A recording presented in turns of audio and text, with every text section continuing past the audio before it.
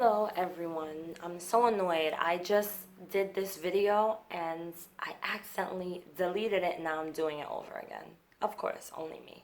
Someone in the comments section asked me if I could talk about the ICOC and how they manipulate and kind of drag you in and how you don't know about their scheme until you're already a part of it, and little by little you start to see the signs that this church is not a very good church to be a part of. And they also wanted me to speak about how they enforce you to give for special contributions. Let's talk about how they like to drag you in. I've done many videos about this already, and so I don't think we really need to go that deep into the manipulation. We already know how manipulative this church can be. So first, let me just tell you, because I've been getting a lot of people asking me about the ICOC compared to the COC compared to the ICC. Now, I don't know a whole lot of depth when it comes to how this church was built this way, but I did read about it. I did my research before I decided to officially leave. And basically, Kip McKean is the man that they say started the whole ICOC. The sun is going down, so that's why my lighting is acting funny. I apologize. So the church started off as, I believe, as the Boston movement, and people started complaining that it was very strict and very legalistic, and so they decided to split off into different churches. And that's when ICC, which is the International Church of Christ, ICC, which is the International Christian Church, ICOC, International Church of Christ, COC, Church of Christ, all of those are actually the same thing.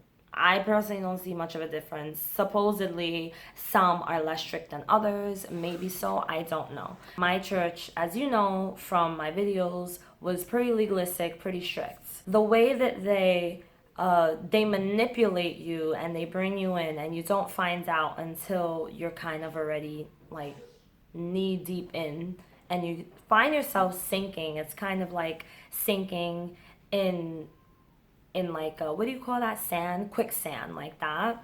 And what they do is that they bring you and welcome you in with all this love bombing. We're having a barbecue. We would love for you to join us and hang out. We have some people on a campus and we would love for you to get to know them. We're having some Bible studies. We would just love it if you would join in with us. And we have some food. They would try to get you that way. They tell you they got food and you're like, ooh, they got food.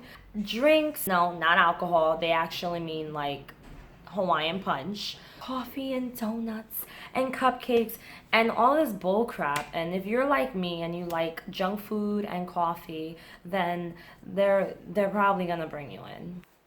So the manipulation, they manipulate you big time, and you start to slowly, bit by bit, see these red flags, like bing, bing, bing, bing, bing, bing, bing, and then it's like going quicker and quicker, and you're ignoring it. But let me tell you, the reason that you're ignoring the red flags is because when you first start going to the Bible studies, they totally shred your identity completely, and they make sure to tell you that you need to listen to them because they know more than you do, because they've been a Christian longer. They've been a disciple. They don't call themselves a Christian. To them, Christianity and discipleship is like two different things. Christianity is here and discipleship is like all the way up here. Like you can't even see my hand because that's how far up it is. They will totally shred your identity, and this is off experience, what I've went through. That way, when you do begin to question them and you do start to think like, wait a minute, something doesn't feel right, something feels funny, they're gonna tell you, no, it's just Satan trying to get into your head. Or they're gonna say, oh, it's just that spirit that you have. It's that sinful nature that's trying to come out, and you're reeking of sinful nature. It's that sinful flesh that just wants to break out. You need to follow and listen to us because we are leading you to the way. This is where God is. Come, come. And you're stopping every now and then. You follow them, follow. Then you stop and you're like, wait, there goes a red flag right there. And it's quick. It's like bing, and then it goes away. And you're like, all right, wait a minute. But that was funny. No. Don't pay attention to that. That's Satan. That's the devil. That's just the devil trying to entice you. Follow us. This is the way. God is this way, not that way. Follow us. And that's what they do. And the more you follow, the more you get deeper and deeper and deeper into that quicksand. And if you're in it long enough, sometimes people don't even ever come out. Like sometimes people stay in for way too long that they get so comfortable that they're afraid to come out. I've spoken to so many people that have been a part of this church for so long, way longer than I have, and they are scared to leave. Like they're scared to death. And I'm just like, the fact that you're scared to leave a church is a red flag in itself. A red flag, 100% in itself. The fact that you are afraid that you're gonna go to hell if you don't leave, and you don't see a problem with that, really? Like, that's what I want to tell people, because I started to think that way and talk to myself and think, the fact that I'm scared to leave because I'm scared these people are gonna stop talking to me, I'm scared I'm gonna go to hell, I'm scared I'm gonna burn for eternity, and that's not a red flag for me to leave this church, that helped me leave. So this is what they do. This is how they draw you in, and then after a while you start to see it and you're like, oh crap, now I have to make a choice. Either I stay and get more sucked into this, or I leave and save myself and somehow regain the piece of identity that I just may have left. Now for the special missions contribution. The special missions contribution, if you do not know, is a contribution that every member, you don't have to contribute, they don't force you, but they will make you feel like crap if you don't do it. But basically, at the end of the year, what my church did was we had to contribute $350, and this money was supposed to go towards special contribution towards the needy, towards the other churches in the other states. I mean, not states, the other countries. I never donated to it because I did not have it like that to donate. And I remember one time my husband wanted to donate, but he didn't. And I said, well, why didn't you just give what you have? And it was because all he had was $200. He didn't have $350. At the time, he was living with his parents, and so I wasn't working. I was going to school full time. We had 2 kids. We were newly married, still pretty much newlyweds, and we didn't have it like that to just give them $350 or to save up. So they wanted us to save money throughout the year so that we could contribute money. I don't want to say that all churches try to enforce this on people, because I've heard of some that were very, very strict, and I've heard of some that were not very, very strict. When I first got baptized, I was a part of this one church, and the pastor we had moved, him and his wife and his family moved to Florida to minister over there. We ended up getting this new minister, this new pastor, this Jamaican guy. I did not like him at all. I remember I used to tell my husband, like, I'm not feeling this guy. Something about him is very off to me. I'm not feeling his vibe at all. He makes me feel bad as a person. And my husband thought, oh, well, it's just because you're feeling convicted. That's just a conviction. That's just Satan, blah, blah, blah.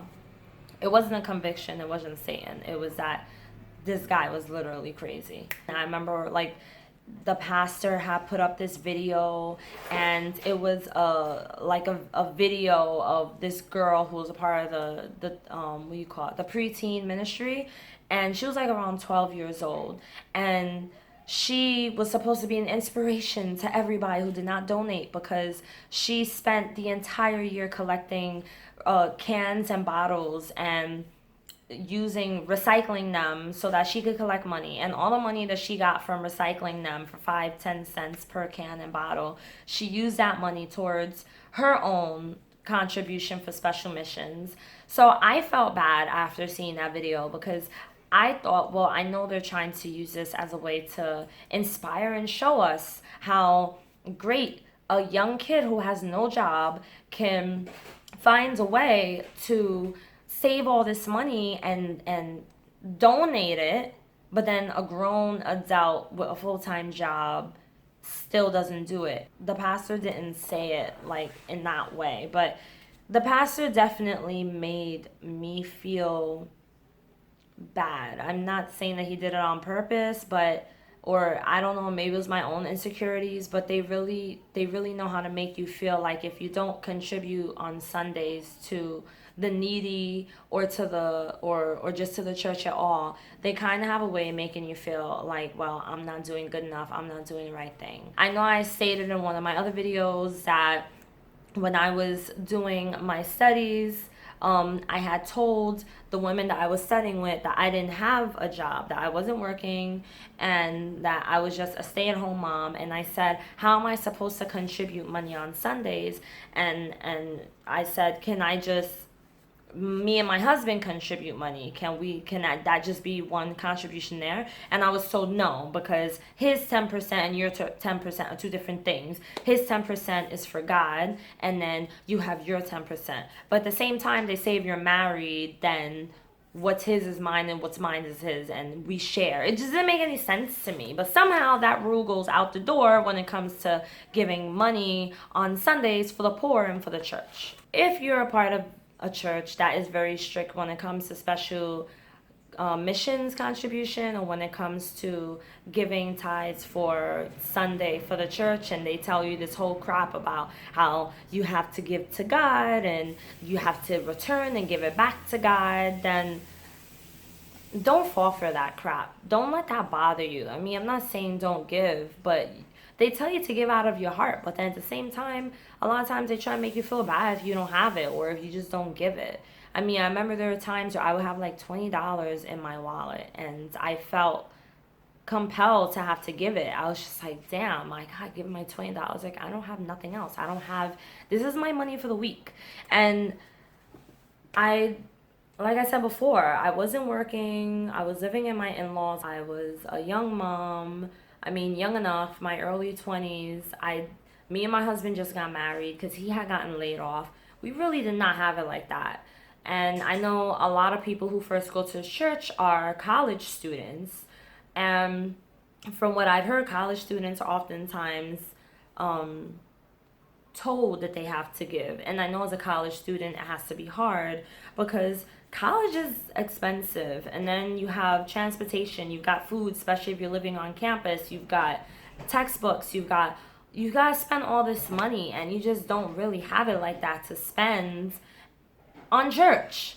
I mean, church should be freaking free. Give out of the kindness of your heart. Give because you want to give. Don't give because the pastor is making you feel guilty. Don't give because they're telling you you got to give to God. Don't fall for any of that. You join this church and you see these red flags and you don't understand that these red flags are real. They're real. You, as a person, I am telling you, I'm begging you right now, you need to follow. You understand what I'm telling you? Follow your instincts. Follow the red flags. Follow what your brains and your gut is telling you and leave. There are other churches. You don't have to be a part of the ICC, the ICOC, the COC. You do not have to stay. You are not going to go to hell because you're not a part of the church anymore. Freaking leave. Just go somewhere else. Just because you leave doesn't mean you're going to end up like me, a person who doesn't read the Bible and doesn't go to church and is not so sure about religion anymore or doesn't label herself religious anymore. Everyone is different. Some people leave and they find another church right away. Some people leave, it takes some time. Some people leave and they become an atheist. Everybody is different, but it depends on you. It's all on you. And if you're a part of a church that's making you feel like crap or making you feel guilty or making you feel like you're gonna go to hell if you do certain things, that's not a good church to be a part of. Because I'm telling you right now, if God is also great, why would he want people to feel this way? His people, of all people, his people. Why would God want us to feel this bad and to feel like we have to do things a certain way and perform all these works, even though the Bible says that it's not about works, but it is all about works when it comes to the ICOC. It's 100% about works, because if it was not all about works, I would not have had to do the restoration studies, and I would still have friends right now from that church. So that is my solid advice to you. Thank you for watching this video. If anyone has any requests, please feel free. Send me an email if you don't want to talk in the comment section, or if you need advice, or if you have a question. Write a comment down below. Let me know if you want to see something, another video about anything, whatever. Subscribe, give a thumbs up if you have a family member or someone like a close friend or whatever who you think is a part of this church and you feel like they need help. I feel like I might have some advice for you guys. I will see you guys in the next video. Thank you so much for watching. You're so much appreciated. See you later. Bye. One,